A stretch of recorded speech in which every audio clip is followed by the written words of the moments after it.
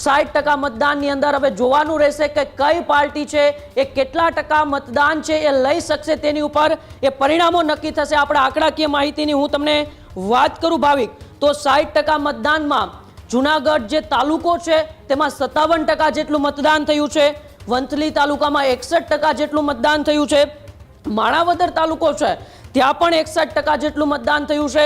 તો સૌ કોઈની જ્યાં નજર હતી એ વિસાવદરમાં 58% અને ભેસાણમાં પણ 58% મતદાન થયું છે।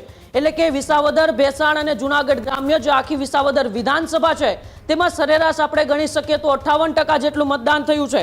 મેંદરડામાં પણ 60% જેટલું મતદાન થયું છે, માળિયા આટીનામાં 66% જેટલું મતદાન થયું છે, કેશોદમાં 60 અને માંગરોળમાં 59% જેટલું મતદાન થયું છે। આ જૂનાગઢ જિલ્લાના જેટલા પણ તાલુકા છે તાલુકાના એ આંકડાકીય માહિતી જે મતદાનની છે એ મેં તમને દર્શાવી। સૌથી વધુ માળિયા આટીના તાલુકામાં 66% અને સૌથી ઓછું એ જૂનાગઢ પ્રોપર તાલુકો છે તેમાં થયું છે, જેમાં 57% જેટલું મતદાન થયું છે।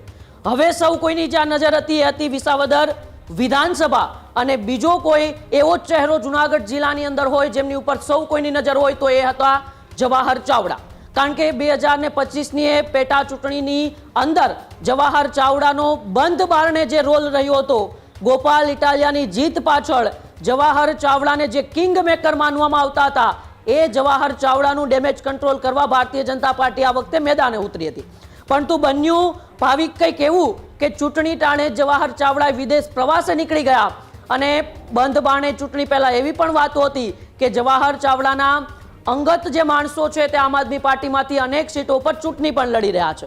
જવાહર ચાવડા ચૂંટણી સમયે વિદેશ પ્રવાસે હતા, એટલે કે ભારતીય જનતા પાર્ટી જે ડેમેજ કંટ્રોલનો પ્રયાસ કરી રહી હતી એ ડેમેજ કંટ્રોલ ક્યાંક ને ક્યાંક ન થયું એવું લાગી રહ્યું છે। પરંતુ તેને લઈને જે રૂઝાનો સામે આવ્યા છે તેમાં સૌ કોઈની નજરે વિસાવદર વિધાનસભા ઉપર હતી। હવે આપણે વિસાવદર વિધાનસભાની જ પ્રોપર વાત કરીએ તો 2025ની પેટા ચૂંટણીમાં સરેરાશ વિસાવદરની અંદર 56% જેટલું મતદાન થયું હતું, અને સ્થાનિક સ્વરાજ્યની ચૂંટણીની અંદર વિસાવદર વિધાનસભામાં 58% જેટલું મતદાન થયું છે। એટલે કે મતદાનમાં કોઈ જાજો ફેરફાર રહ્યો નથી।